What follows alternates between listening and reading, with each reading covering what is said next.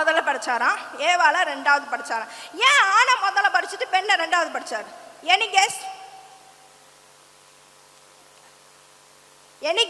ஏன் ஆணை முதல்ல படிச்சுட்டு பெண்ணை 2வது படிச்சாரு?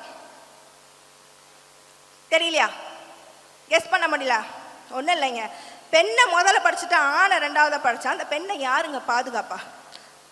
ஆண் தான் அந்த பெண்ணிற்கு பாதுகாப்பா இருப்பான்.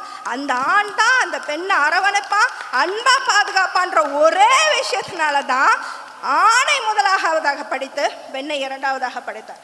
அப்ப கடவுள் அந்த ஆணை நம்பினார் இல்ல, எவ்வளோ நம்பினார் இல்ல, நம்பி அந்த ஆணை படைத்து இந்த பெண்ணை சந்தோஷமா வைத்துக்குவாங்கன்னு சொன்னது.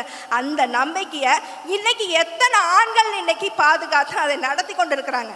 அந்த கடவுளின் கனவை எத்தனை பேர் நிஜமாக்கி கொண்டு இருக்கிறார்கள்ன்ற அப்படின்றத ஒவ்வொரு ஆணும் இன்னைக்கு யோசிக்கணும்.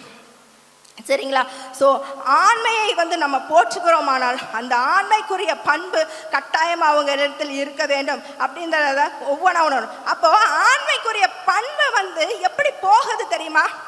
அதுக்கு நீங்க ஏன் ஆண்மைக்குரிய பண்புகள் போகுது? ஏன் பயங்கரமா கோவப்படுறாங்க? ஏன் பயங்கரமா ஆத்திரப்படுறாங்க? ஏன் பயங்கரமா சத்தம் போட்டு திட்டுறாங்க? பெண்களை கொடுமைப்படுத்துறாங்க? அதுக்கு காரணம் யாராவது ஒன்று சொல்ல முடியுமா? தைரியமானவங்க எந்திரிச்சு சொல்லலாம். ஏன் அவங்களோட நிதானத்தை இழக்கிறாங்க? எனிபடி? ஒரே ஒரு ரீசன். எந்திரிங்க. ஒரே ஒரு ரீசன். பயம் தானே, எல்லாத்துக்கும் தெரியும். ஆனா சொல்றதுக்கு தயக்கம். குடிபோதை. கரெக்டா? குடிபோதையும் போதை பொருளும் தான் ஒரு ஆணுடைய நிதானத்தை இழக்கிறது. இது எல்லாருக்கும் பொதுவா தெரியும். நான் அக்குபஞ்சர் ரீதியா சொல்லட்டுமா? ஒருத்தவங்க குடிச்சா என்ன ஆகும் தெரியுமா? லிவர் இருக்குல்ல, லிவர், பித்தப்பை லிவர். ஸோ பித்தப்பை லிவர் அவுட் ஆயிடும். ஓகேங்களா?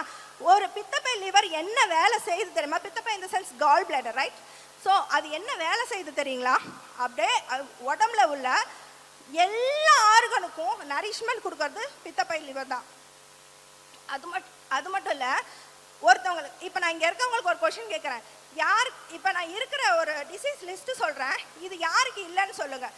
தொடர்ந்து தலைவலிக்கிறது, அதுக்கப்புறம் அஜீரண கோளாறு, வயிறு உப்புசம், கொஞ்சமாக சாப்பிட்டாவே அதிகமாக சாப்பிட்ட மாதிரி இருக்கிறது, தூக்கம் வராமல் இருக்கிறது, தூக்கம் வந்தால் கண்டினியூஸாக வந்துக்கிட்டே இருக்கிறது. இந்த மாதிரி சிம்டம்ஸு யாருக்கு இல்லை? அவங்க மட்டும் கையை தூக்குங்க.